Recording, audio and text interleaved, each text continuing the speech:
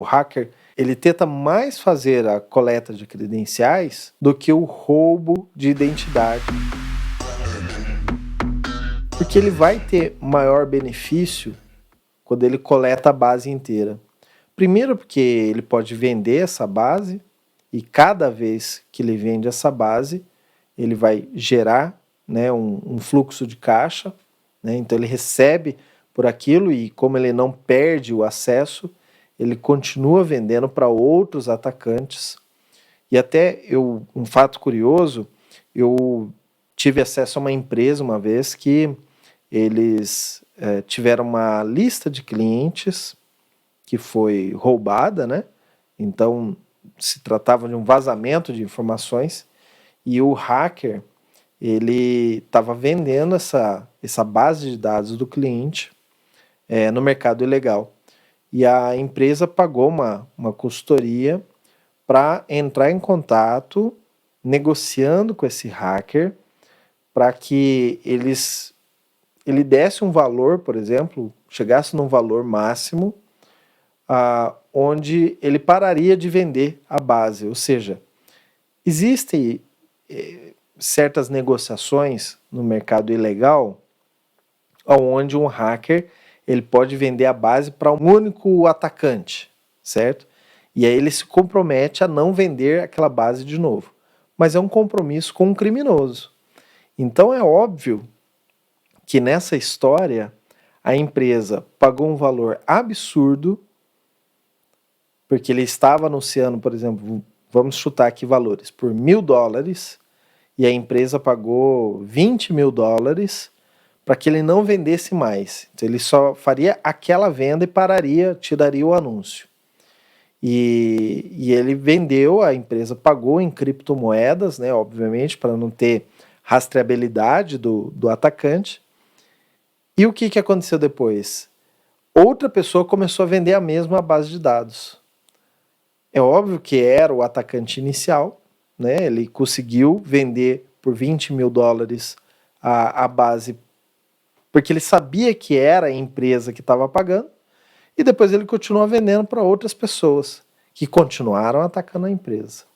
Então, não vale a pena entrar nesse ponto de, ok, eu vou pagar para o cara e ele não vai vender mais, ou ele vai deixar... você está negociando com um criminoso.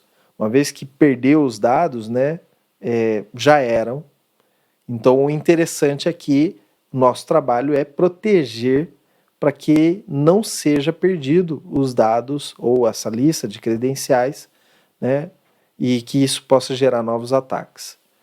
Mas as pessoas que compram ou que têm interesse em comprar esse material, justamente elas compram porque em cima da lista de clientes ou de funcionários, as credenciais que ela tira daquela empresa, você vai poder fazer, por exemplo, uma lista de spam. Então você pode aumentar e vender várias vezes aqueles endereços de e-mail, porque são pessoas válidas, né? Ou às vezes, por exemplo, se for uma lista de clientes de uma joalheria, são pessoas que você sabe que tem alto valor de receita, né? São pessoas ricas. Então você já vende isso como uma lista VIP, né? Você vai vender por um preço maior a lista de e-mails. Também são utilizados para ataques pontuais à empresa. Então quando um atacante ele quer fazer um APT, um ataque avançado persistente, e ele tem como alvo, né, foi contratado para atacar aquela empresa X. O que ele vai buscar dentro dessas bases é buscar credenciais, e-mails de funcionários da empresa X que ele quer atacar. E às vezes, quando essas bases elas têm o e-mail em texto claro ou hashes já quebrados, ele vai usar essa mesma senha que a pessoa colocou ali contra sistemas daquela empresa que ele quer atacar.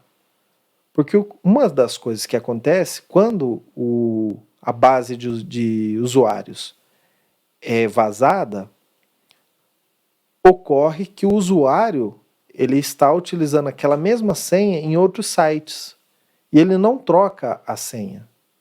Então, por exemplo, se eu sei que eu me cadastrei numa empresa, vamos dar um exemplo, uma casa de comércio, alguma coisa, comprei lá um tênis. E aquela empresa foi atacada e vazou a lista dos clientes com... Não precisa nem dizer que foi vazado meu usuário e minha senha, mas vazou a lista dos clientes. Aquela senha que eu usei naquele site, eu não posso usar ela nunca mais. Porque para a vida inteira, os meus dados vão estar numa lista de dados vazados.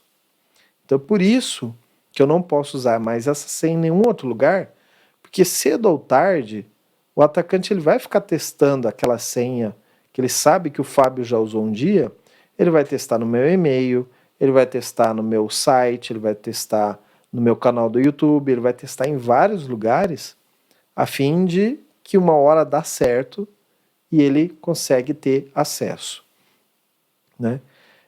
Também com essas listas é possível mapear que tipo de aplicações a empresa tem, e isso também pode levar a ataques mais pontuais.